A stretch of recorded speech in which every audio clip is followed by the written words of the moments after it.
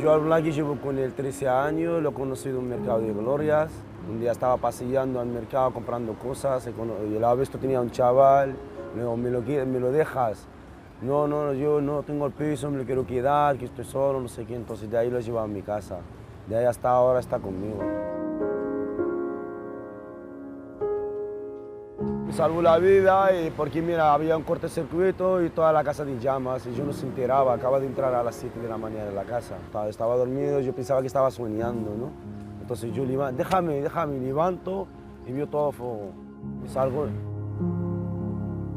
Después de ahí yo le cogí más cariño, más, no sé, me aprecio más que mi familia, comparto todo con él. También antes salía, no venía a la casa, pero cuando tenía el Blacky digo, hola, tengo que ir a sacar el perro. Salía en salidas y no venía 2 días, tenía que cargar a alguien, si no, no podía irme. Son muchas cosas. Si salir de fiesta ya no salgo por él, hace mucho ya.